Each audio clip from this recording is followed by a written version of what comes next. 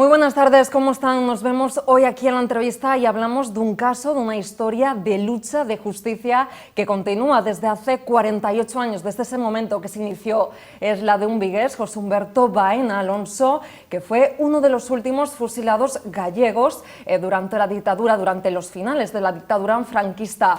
Ocurrió en 1975 y todavía hoy su familia, su hermana, continúa con esa lucha.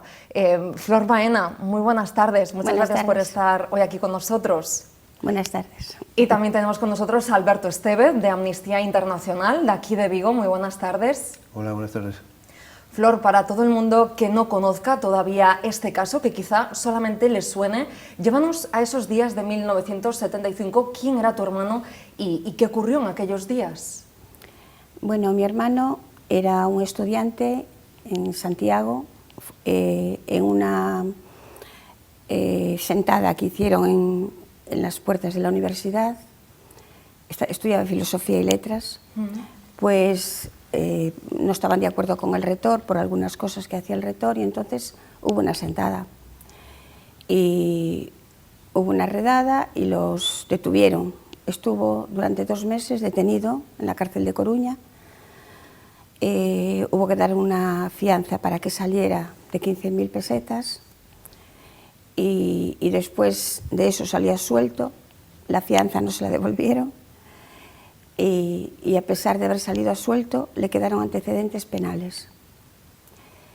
Después, en 1975, él siempre iba a las manifestaciones del 1 de mayo, porque aquí en Vigo siempre se hizo una manifestación de los obreros y eso.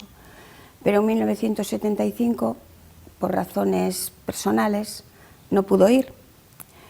Y en ese día fue cuando un policía de Paisano disparó al aire y mató a Manuel Montenegro, un empleado de la empresa Fenosa. Entonces, cuando se enteró de eso, pues él y otros 12 amigos más hicieron una colecta para ponerle una corona de flores y una esquela en Faro de Vigo. Para que pusieran la esquela tuvieron que dejar todos el documento nacional de identidad, dar todos los datos. Sí. Y entonces, al día siguiente de eso, vino la policía a detenerlos. Empezaron a detener a uno, a otro, hasta que detuvieron a todos. Los detuvieron. Detuvieron a un primo de mi marido, Manolo, y entonces yo cuando llegué a casa le dije, Peter, que bueno, le llamamos Peter de forma... En casa, de coloquial, sí. Sí, le dije yo, Peter, detuvieron a José Pablo, y me dice él, ¿a José Pablo? Pues entonces me vienen a detener a mí. Nosotros no sabíamos por lo que era. El motivo. Pero claro, pero entonces ya nos dijo por lo que era. Y me dijo, tengo que irme, que me vienen a detener. Y efectivamente, ya cuando él bajaba también vino otro vecino a avisarnos de que la policía andaba preguntando por él.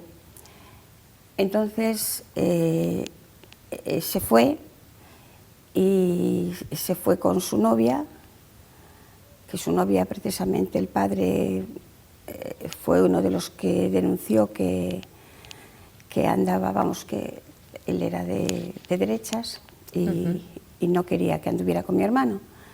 Entonces, pues los denunció y era una forma por la que andaban también perseguidos, ¿no sabes?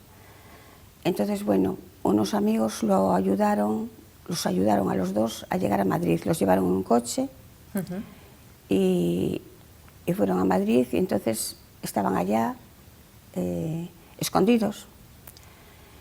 Y estando allá fueron a la manifestación que hubo por el Sáhara, fue cuando España dejó el Sáhara. Sí. Y entonces fueron a una manifestación que la hacían delante de los legionarios. Y ese día pues detuvieron a mucha gente de los que iban a la manifestación, entre ellos a la novia de mi hermano. Entonces, eso no sé en qué mes exactamente fue, no sé si fue en junio, más o menos. Y después, él venía ciertos días a Portugal, a la frontera con Portugal, porque mi padre le mandaba dinero por el chofer de la empresa donde trabajaba mi padre, la viuda de Urbano Pérez, era una fábrica de maderas. Entonces el chofer, como iba a Portugal y así, a él no lo seguían, no suponían que era él que le llevaba cosas a mi hermano, y entonces por mediación de él pues le llevaban así dinero, y a veces el pasaporte también se lo llevó. Y entonces ese día fue a Portugal, junto a este señor, y estuvo en la pensión con él, y después se fue. Pues esa misma mañana lo culparon de la muerte de un policía, el día 14, en Madrid. Y claro, como decíamos nosotros y mi padre más, decía él, es que es imposible. Mi hermano venía con 850, viejo, coche viejo. Y en aquel momento no había carreteras, era imposible que pudiese estar desde Portugal ¿En Madrid? En Madrid, a aquella hora, ¿sabes? Y bueno, teníamos de testigo al chofer y todo eso, pero bueno, eso, los testigos no los dejaron declarar, después lo detuvieron el día 22 de julio, eso fue el 14, y el día 22 de julio ya vimos en la televisión que lo ponían ya como el autor material de la muerte de ese policía, y que bueno, que estaba detenido, estaba incomunicado, no pudimos hablar con él hasta casi 3 semanas después, que nos dejaban ir los sábados 20 minutos, de 12 a 12 y 20 en la mañana. Y claro, cuando pudimos hablar con él, efectivamente, él nos confirmó que él que no tenía nada que ver con eso. Y bueno, no podíamos casi hablar con él porque no estábamos así juntos, sino que estábamos separados por un mostrador y un cristal con agujeritos y unas rejas. Y al lado de él había un policía con una metralleta. Y bueno, estuvo unos meses encerrado, detenido, y cuando fue el juicio, le hicieron un juicio por lo militar, que no podía, él no era militar, y le hicieron un juicio por lo militar. No dejaron declarar ni a testigos presenciales, que había 2 señoras que fueron testigos presenciales, y no las dejaron declarar. No dejaron ni pruebas balísticas, las pruebas de balística tampoco, ni huellas dactilares, no dejaron ninguna prueba. No se admitió ninguna prueba, ni tampoco la coartada de tu hermano. No, por eso, nada, no lo dejaron, no admitieron ninguna prueba. Y sin una sola prueba lo condenaron a muerte. Esos mismos días hubo otros juicios, en que en total de esos juicios salieron 11 condenados a muerte, 2 mujeres y 9 hombres. Después, el viernes 26 de septiembre, se dio por enterado el generalísimo y indultó a las mujeres y a los hombres. Bueno, eso fue lo que dijeron los abogados, que la única justificación que veían era que los que fueron indultados eran los que tenían hijos. Los otros fueron los que fueron condenados a muerte, 5. Entre ellos había uno que era también de Vigo, Sánchez Bravo, que su esposa, Silvia Carretero, estaba embarazada, pero como estaba embarazada y todavía no había tenido hijos, a ese también lo condenaron a muerte. Entonces, el día 26 de septiembre, a última hora, a las 9 y pico de la noche, llamaron por teléfono a casa de mis tías, que eran las que tenían teléfono en aquel momento, y avisaron que si queríamos ver a mi hermano con vida, que teníamos que estar allá en Madrid a las 6:30 de la mañana. Entonces mi padre, que ese día iba con mi hermano el mayor allá, pues en vez de coger el tren, pues cogieron un taxi del garaje Militón y se fueron toda la noche en carretera para llegar a tiempo.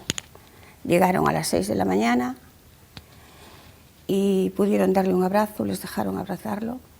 Y mi padre le dijo: Peter, si supiera que eras culpable, me sentiría mejor. porque se haría justicia, ¿no? Pero sabiendo que eres inocente, vamos, que le era insoportable pensar eso, que no podía hacer nada por él. Y mi hermano le dijo, papá, sabes que yo nunca miento y me gustaría poder decirte que sí, que soy culpable, pero no lo soy.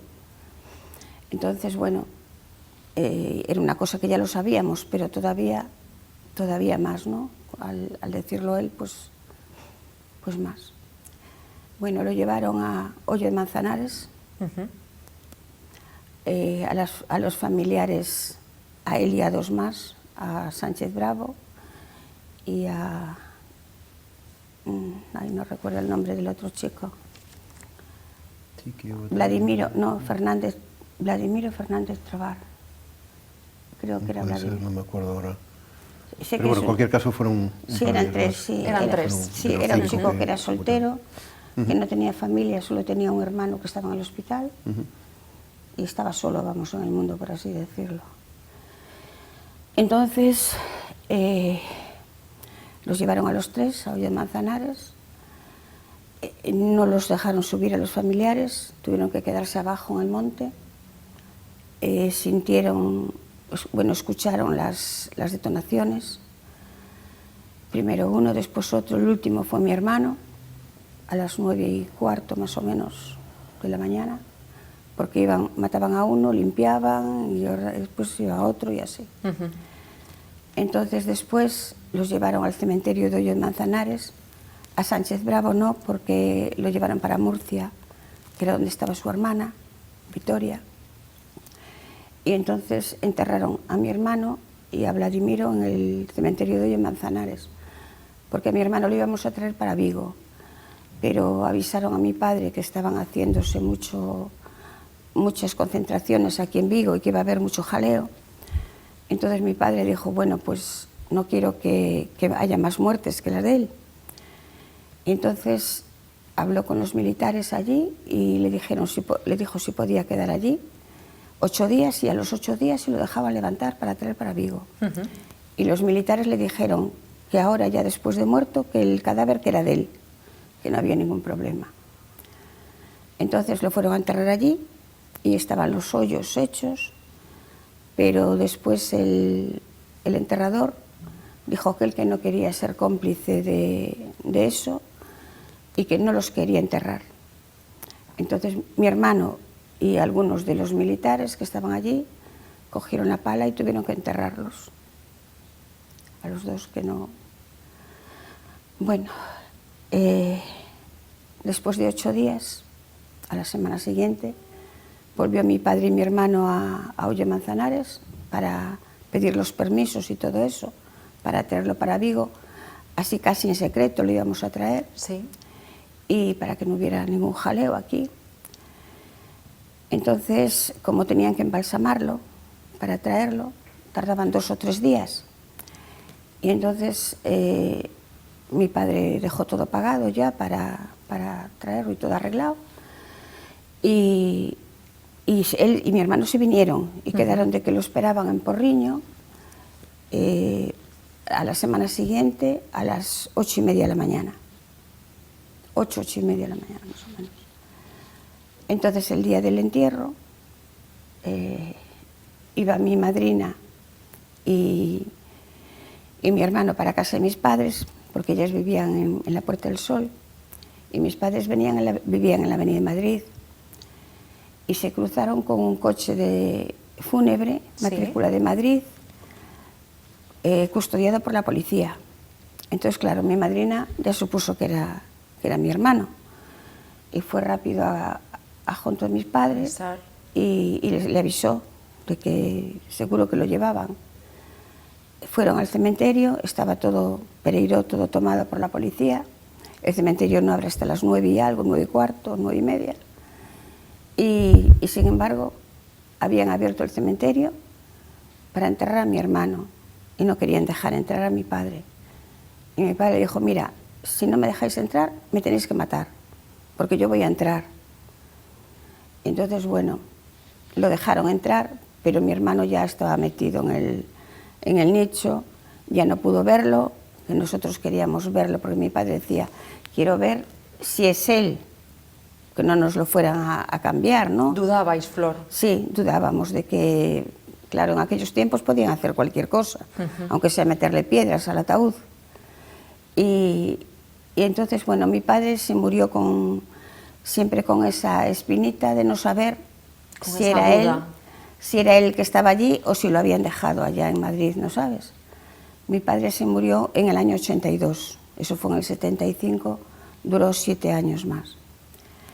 Después de eso, al año siguiente, en el 76, mi padre se fue con una carta del señor del chofer, contando todo lo que había pasado y que él estuviera con él como prueba.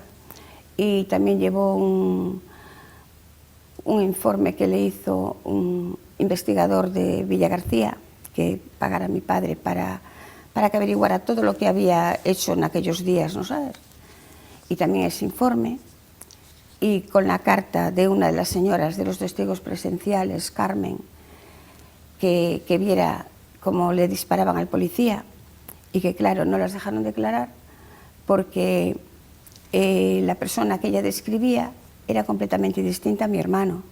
Y mi hermano tenía el pelo así largo, moreno, y era alto, con bigote y gafas, y la otra persona era completamente distinta. Entonces la señora también nos contó que había ido, que ella fue el primer día a declarar a comisaría, ella y la otra señora que vieron. Sí, las dos testigos. Sí, y le tomaron declaración y todo eso. Y después esperaban que las llamaran para el juicio, y no las llamaron. Pero ella dice que cuando vio en la televisión que culpaban a mi hermano, que ella que fue a la comisaría donde había declarado, y que dijo que no era, que ese no era el chico que habían visto ellas.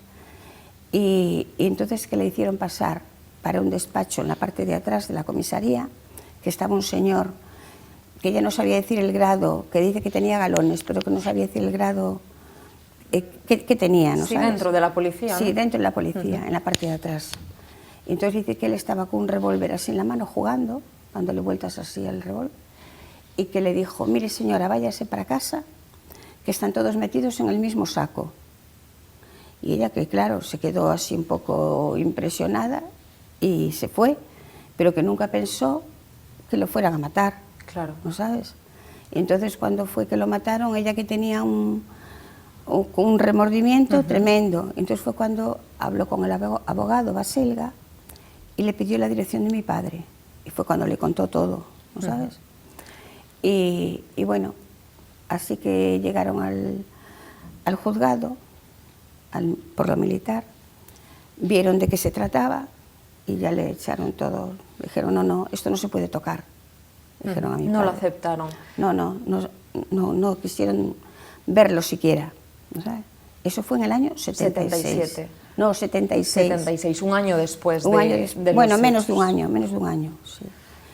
Alberto, quería preguntarte, vosotros lleváis colaborando, ¿no?, con Flor hace ya más de 20 años, comenzasteis a principios de los años 2000, conoces muy bien esta historia, este caso.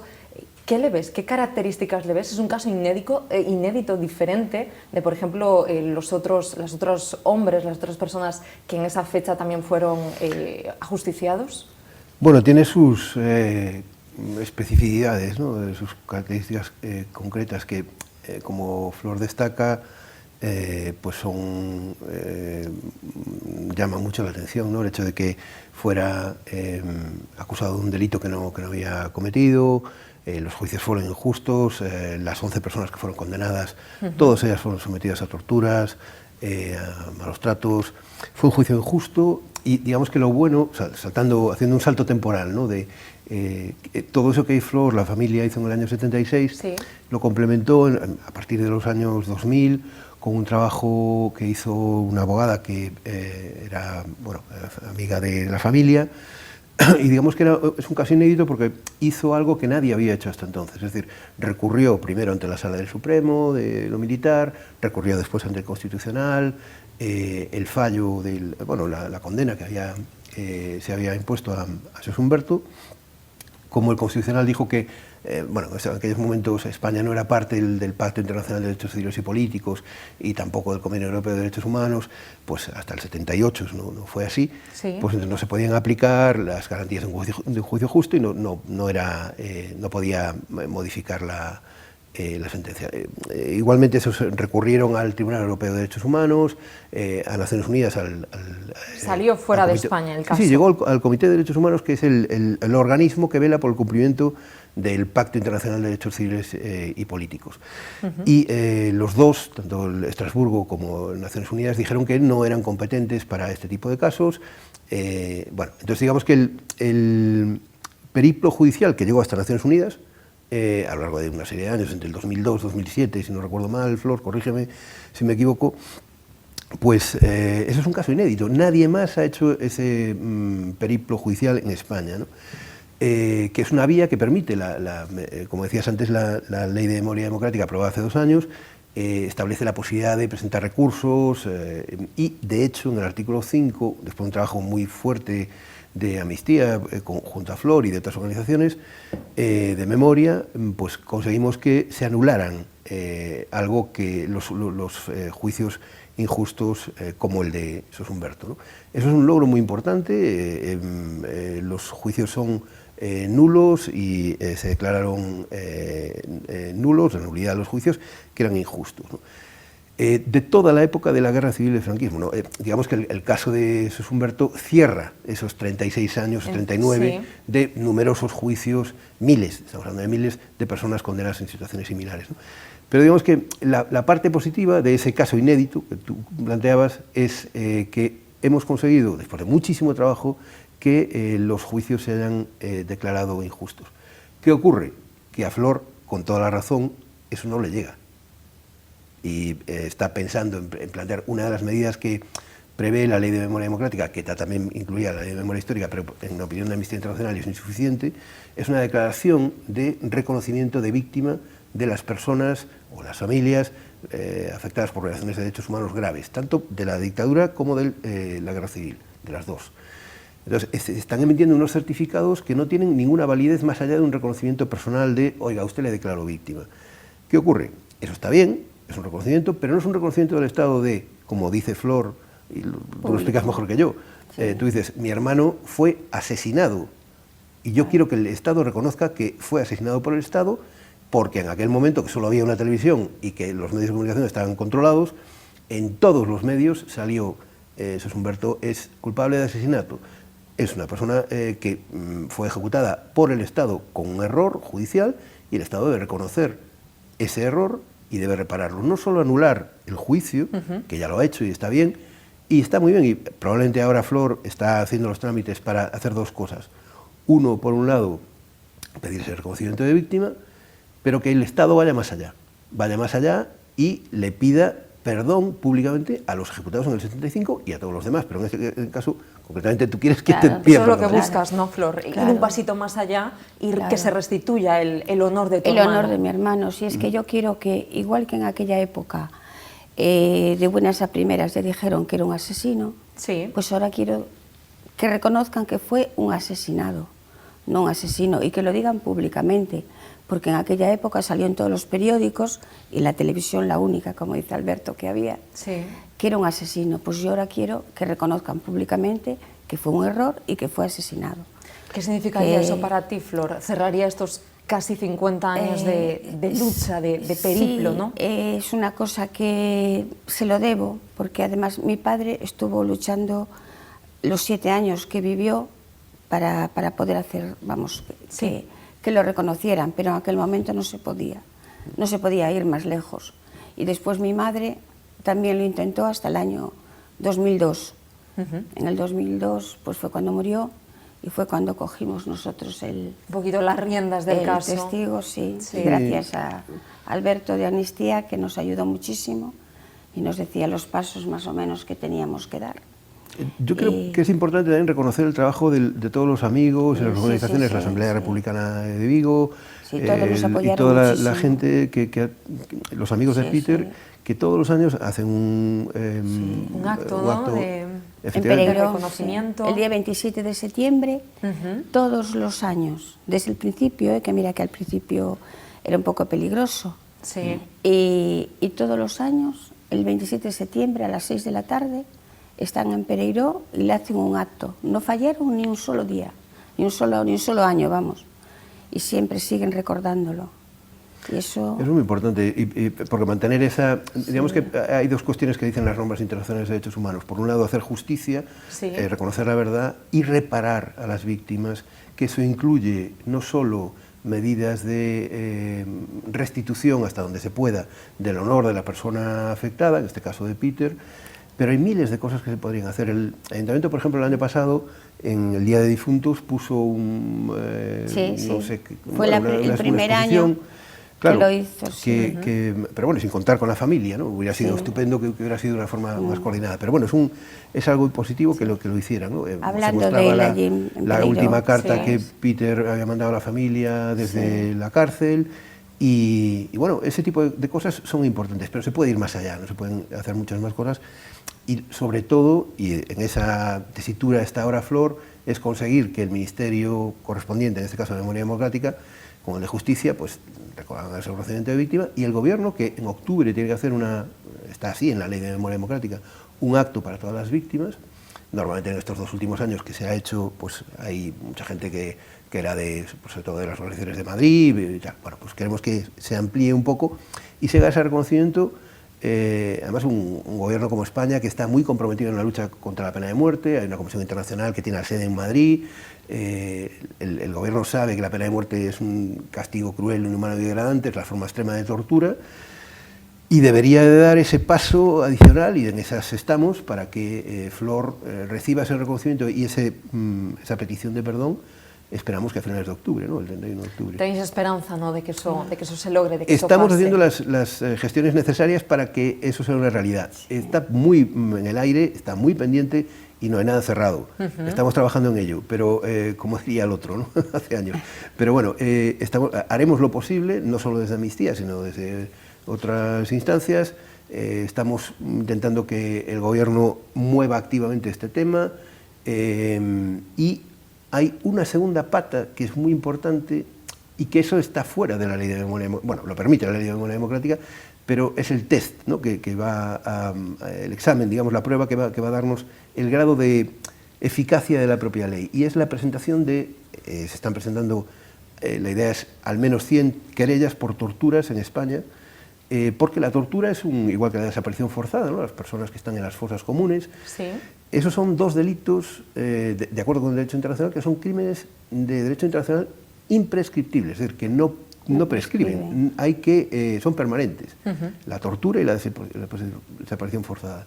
En el caso de Peter no era un caso de desaparición forzada, pero sí fue sometido a tortura. Un caso de torturas, sí. Claro, entonces aquí lo que podemos es daros la primicia de que la familia de Jesús Humberto está valorando la posibilidad de presentar una querella por torturas en la Audiencia Nacional contra uno de las personas que cometió ese tipo de violaciones de derechos humanos, que es el famoso comisario Villarejo, que era miembro de la Brigada de Política Social en aquella época, estaba bajo el Pin y el Niño, y que fue uno de los responsables presuntamente de las torturas infligidas a Humberto. Eso está, como digo, está iniciándose los trámites. Estáis recabando datos, estáis todavía estudiando el caso. Sí. Efectivamente, para que con los abogados de la Coordinadora Española de la querella presentada en Argentina, pues a través de ello se pueda presentar una denuncia en la Audiencia Nacional.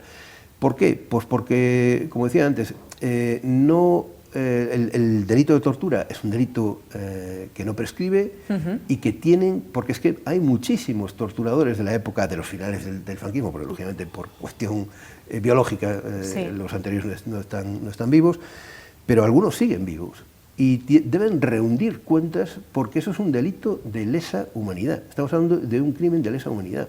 Y tienen que rendir cuentas. La tortura no le puede salir gratis a este tipo de personas. Estamos ya en un momento en que España es un país con una situación de suficiente madurez que puede afrontar este tipo de responsabilidades, que Naciones Unidas en los años 14, 15, cuando hubo varios informes de los relatores de verdad y de justicia y de reparación de Naciones Unidas, iban en esta línea de España tiene que hacer sus deberes, tiene que por supuesto, encontrar, que es lo que básicamente establece la Ley de Memoria Democrática, y dar sepultura y entregar a sus familiares a las personas que están en las fosas comunes. Pero tiene que ir más allá, tiene que dar justicia, y eso es lo que permite la Ley de Memoria Democrática. Dice, se pueden presentar, de acuerdo con el derecho internacional, querellas por torturas y por desapariciones y los derechos de derecho internacional, y ese es el test que está haciendo ahora algunas asociaciones en Madrid, en Barcelona, aquí en Galicia, con el caso de Moncho Reboiras, en Ferrol, y que desgraciadamente, excepto en un caso en Madrid, todos los demás han sido, la justicia no los ha admitido a trámite, entonces hay que recurrir de nuevo y estamos en esas, ¿no? Es una... Flor lo que está haciendo con esto, y ella a lo mejor no es totalmente consciente de eso, ¿no? Pero está contribuyendo de forma decisiva a romper el muro de silencio y la impunidad de 50 años casi sobre un agujero de violaciones de derechos humanos gravísimo. Y que quizá habrá camino, ¿no?, para a lo mejor otros casos que también puedan beneficiarse de lo que se consiga. Igual que hizo con el peligro judicial de recurso ante la justicia constitucional, etcétera, etcétera. Todo ese camino, toda esa... Claro que ahora también se permite hacer una ley de memoria democrática y bueno, hay una serie de cosas que podrían permitir que otras familias hicieran ese periplo un poquito más corto, pero que pudieran recurrir ante la justicia, ¿no? Porque todo eso son años. Claro. Porque efectivamente, no hay mucho tiempo, lo hemos resumido aquí, pero son años. Sí, son años y años, y 2 años, por ejemplo, y después recurres al otro, pues otros 2 años, o 3, y después otra vez, y van pasando... La justicia va lenta, pero digamos que, claro, la cuestión es que llevamos casi 50 años y España tiene muchas asignaturas pendientes en este tema, de memoria, de justicia y de verdad. Y claro, si no haces el trabajo de establecer la verdad, luego pasa lo que pasa, que llega los delitos de odio, las tergiversaciones por parte de algunos sectores de la sociedad española, que al no conocer la verdad, y sobre todo hay una parte de la juventud que no conoce este tipo de situaciones, pues puede incurrir en que lleguemos potencialmente a una situación en la que se pudieran repetir situaciones similares que no deseamos, ¿no?, lógicamente. Pero para eso la vacuna ante ese tipo de situaciones es la verdad. Claro. Y hoy lo hemos intentado aquí, poner un poquito de verdad, poner un poquito de luz y sobre todo conocer, ¿no?, vuestro caso y en qué situación estás. Sí, dime, Flor. Quisiera decir una cosa, que cuando fue que Doris Venegas, la abogada que llevaba el caso de mi hermano, estuvo averiguando así en los juzgados el historial de él, ¿no? Sí. Entonces lo habían repartido en distintos juzgados en Madrid. Y en uno de ellos se encontró con la sorpresa de que ya tenían preparado otra acusación contra mi hermano de la muerte de otro policía que mataron el 27 de julio. Y mi hermano estaba detenido desde el 22 de julio. Y ya tenían preparado acusarlo de otra muerte más.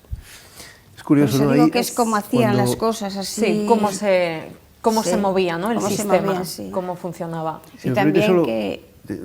Acabo, perdona, disculpa. Y también si pudiesen hacer que todas estas cosas se recogieran en los libros de texto de la historia y todo esto, para que la juventud supiese lo que pasó de verdad, porque de todo esto no se habla, para nada.